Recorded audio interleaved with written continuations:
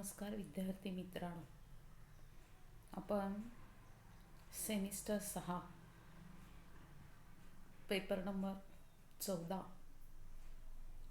आधुनिक जग आपण बघतो. त्यामधलं जे पहिलं प्रकरण आहे ते पहिलं प्रकरण वैभवशाली राज्यक्रांती. तर आपण त्या वैभवशाली राज्यक्रांतीची या राज्यक्रांतीची जी सुरुवात आहे ही कशा पद्धतीनं झालेली होती याचा जो आढावा आहे हा आढावा आपण घेतला. म्हणजे ही राज्यक्रांती आणि या राज्यक्रांतीचं जे स्वरूप आहे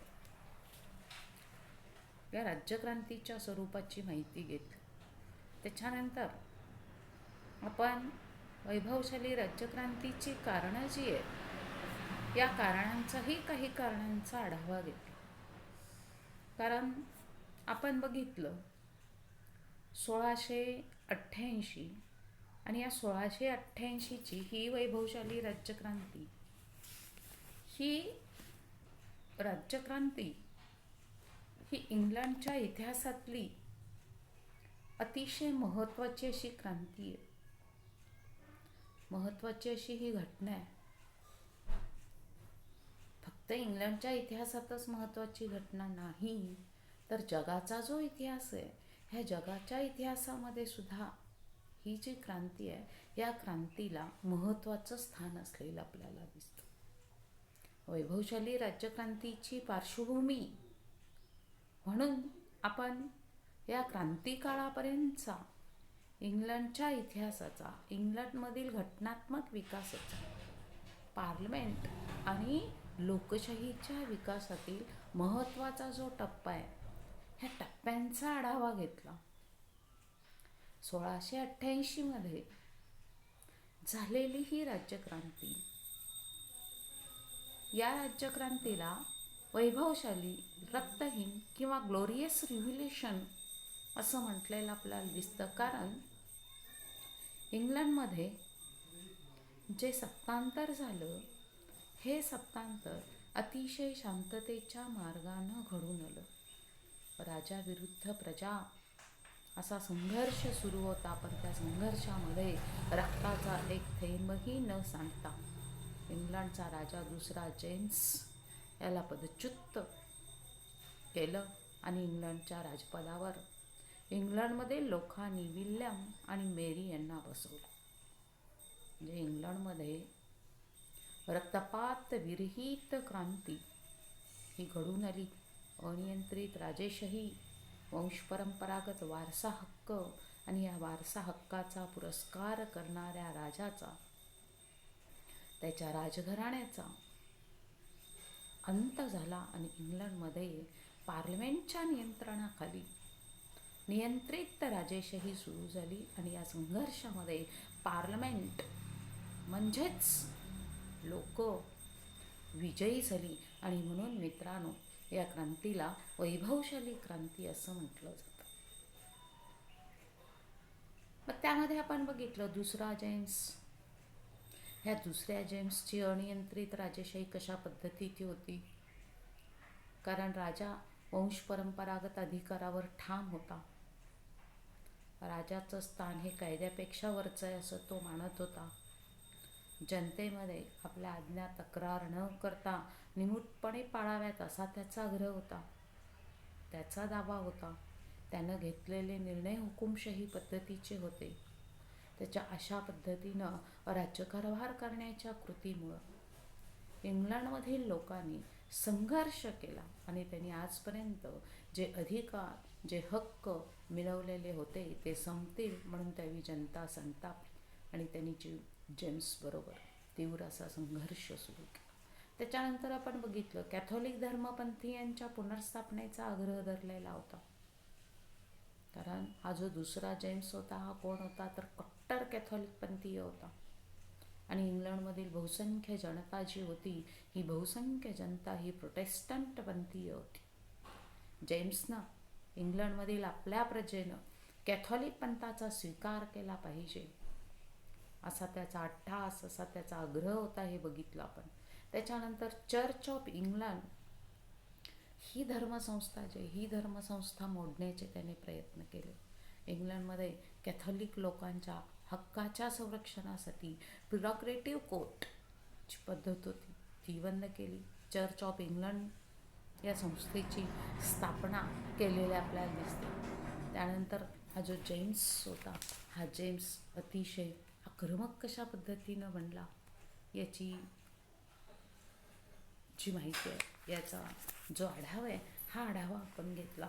त्याच्यानंतर त्याचा जो क्रूरपणा होता, हा क्रूरपणा कशा पद्धतीचा होता हेही आपण बघितलं. कॅथॉलिक पंथीयांच्यावर मर्जी होती, प्रोटेस्टंट पंथीय लोक जी होती, या प्रोटेस्टंट पंथीयांच्यावर जुलूम आणि जबरदस्ती कशा पद्धतीनं केली आणि त्यामुळे जनतेतला असंतोष जो होता, हा असंतोष कशा पद्धतीनं उफाळून आला आणि राज्यक्रांती करण्यासाठी ती लोक कशी सिद्ध झाली याची माहिती जी आहे, ही माहिती मित्रांनो आपण घेतो. त्याच्यानंतर जेम्सचं फ्रान्सचा बादशाह जो होता 14वा लुई याच्याशी मित्रत्व होतं. जेम्स दुसरा हा आपण बघितला अनियंत्रित राजेशाहीचा भोगता होता. त्याने इंग्लंडच्या पार्लमेंटला न जुमानता इंग्लंड देशाचा आणि जनतेच्या भविष्याचा विचार न करता मनमानी कारभार सुरू केला. आणि त्याचाच एक भाग म्हणजे त्यानं फ्रान्सचा बादशाह 14वा लुई याच्याबरोबर मैत्रीचे संबंध प्रस्थापित केले. हे इंग्लंडच्या पार्लमेंटला हे लोकांना नको होतं, कारण 14वा लुई हा कट्टर कॅथॉलिक पंथाचा होता. तो हुकुमशहाप्रमाणे राज्यकारभार करत असलेला आपल्याला दिसतो आणि त्यानं फ्रान्समधील धार्मिक स्वातंत्र्य नष्ट केलं आणि तिथं कॅथॉलिक धर्माचं वर्चस्व प्रस्थापित केलं. लुईप्रमाणेच जेम्सला सुद्धा इंग्लंडमध्ये कॅथॉलिकांचं वर्चस्व प्रस्थापित करायचं होतं. त्यासाठी 14वा लुई त्याला त्याचं पाठबळ मिळालं. इंग्लंडच्या लोकांना हे नको होतं. तसंच 14वा लुई हा इंग्लंडचा व्यापार आणि उद्योगावर वर्चस्व प्रस्थापित करण्याचा प्रयत्न करत होता. त्याला जेम्सची एक प्रकारची मूक संमती जी आहे, ही मूक संमती असलेली आपल्याला दिसते. त्यामुळं इंग्लंडचा राजा जेम्स आणि पार्लमेंट यांचा संघर्ष सुरू झाला. क्रांतीला अनुकूल असं जे वातावरण आहे, हे वातावरण निर्माण झालेलं आपल्याला दिसतं. त्याच्यानंतर राजा जेम्स स्टुअर्टचे विशेष अधिकार.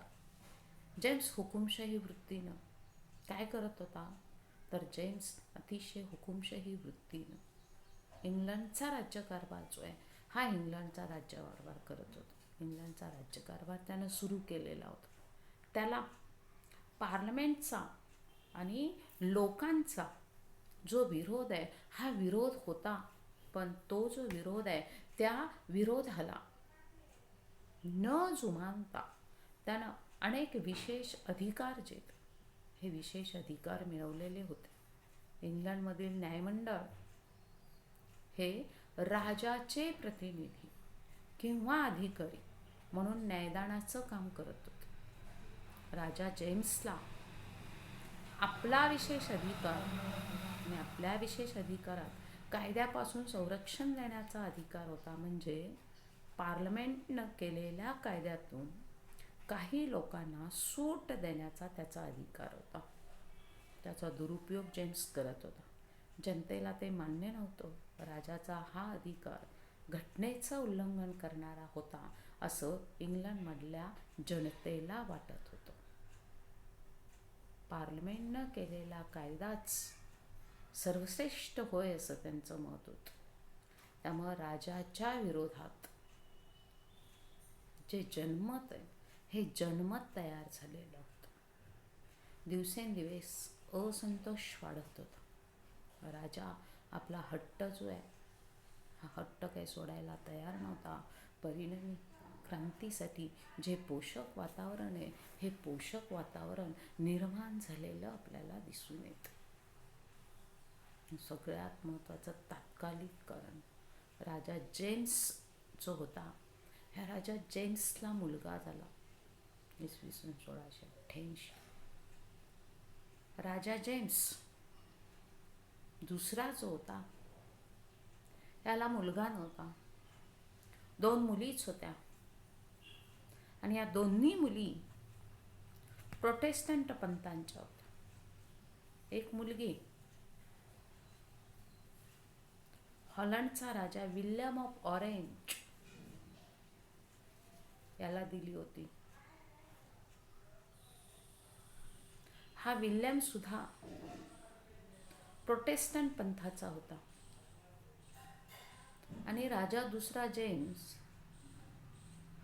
ह्याचं वय झालेलं होतं, वयस्कर झालेला होता. आणि मग तो मरेल आणि मेल्यानंतर आपल्याला हव्या त्या व्यक्तीला इंग्लंडच्या गादीवर बसवता येईल असं इंग्लंडची पार्लमेंट आणि जनता यांना वाटत होतं. राजाच्या मृत्यूनंतर त्याची मुलगी हॉलंडची राणी मेरी हिलाच इंग्लंडचं राजपद जे हे राजपद देण्याचं सर्वानुमते ठरलेलं होतं, सर्वमान्य झालेलं होतं. आणि म्हणूनच इंग्लिश पार्लमेंट आणि जनता जेम्सचा अन्याय, जुलूम सहन करत होती. आता राजा मरणार आणि राजा मेल्यानंतर त्याच्या मुलीला मेरीला, हॉलंडची राणी, हिला जे राजपद आहे हे राजपद द्यायचं असं ठरलं होतं. आणि म्हणून जनता काय करत होती, त्याच्या मृत्यूची वाट बघत होती आणि त्याचा अन्याय आणि अत्याचार सहन करत होती. परंतु झालं काय, तर याच वेळी 10 जून 1688 ला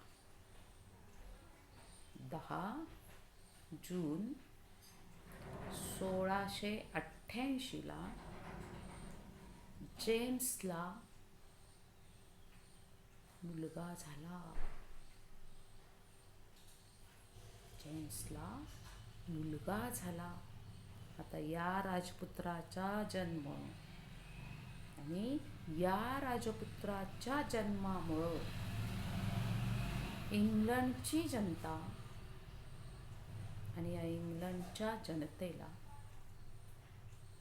फार मोठा धक्का बसला. कारण इंग्लंडचं राजपद जे होतं, इंग्लंडचं राजपद हे त्याच्या कॅथॉलिक पंथीय मुलगा आणि या कॅथॉलिक पंथीय मुलाकडं जाईल. त्यामुळे सगळ्यांना धक्का बसला. पुन्हा एकदा इंग्लंडमध्ये कॅथॉलिक पंथीयांचं वर्चस्व जे, हे कॅथॉलिक पंथीयांचं वर्चस्व पुन्हा एकदा निर्माण होईल का काय, अशी जी भीती आहे, ही भीती मित्रांनो वाटू लागलेली आपल्याला दिसून येते. पुढं या तरुण राजपुत्राबरोबर जो संघर्ष आहे, हा संघर्ष करणं त्रासाचं होईल, अन्यायाचं होईल आणि जुलमाची मालिका अशीच सुरू राहील. जुलमाची मालिका जी आहे ही मालिका अशीच सुरू राहील असं प्रामुख्यानं वाटू लागलेलं आपल्याला दिसून येतो. आणि म्हणून पार्लमेंट जे होतं, ह्या पार्लमेंटनं आणि जनता जी आहे, या जनतेनं राजाविरुद्ध जो उठाव आहे, या उठावाला सुरुवात केलेली आपल्याला दिसून येते. थोडक्यात काय, ही 1688ची राज्यक्रांती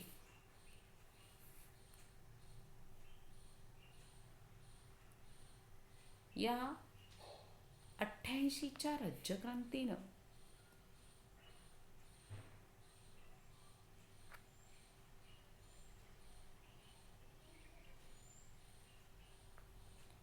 एक महत्त्वाचा टप्पा लोकशाहीचा अनियंत्रित राजेशाहीवर झालेला विजय असा मानला जात होता.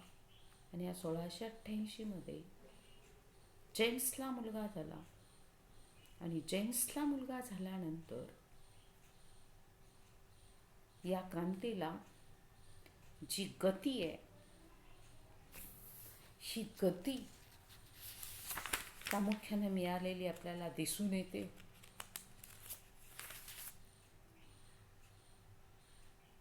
आणि ह्या गतीमुळंच राजा जेम्सचा वारस राजपुत्र हे ह्या क्रांतीचं तात्कालिक असं जे कारण आहे, हे तात्कालिक कारण ठरलेलं आपल्याला दिसतं. आणि मग ह्या क्रांतीची वाटचाल जी आहे, ही वाटचाल कशी झाली, तिचं महत्त्व जे आहे, हे महत्त्व कशा पद्धतीनं तयार झालं, याचा जो आढावा आहे, हा आढावा मित्रांनो आपण पुढचं जे लेक्चर आहे, ह्या पुढच्या लेक्चरमध्ये घेऊया. तोपर्यंत मित्रांनो, घरीच राहा, सुरक्षित राहा, सर्व नियमांचं पालन करा, शासनाला मदत करा, स्वतःचं आणि स्वतःच्या कुटुंबाचं जे रक्षण आहे, हे रक्षण करा. धन्यवाद. थँक्यू.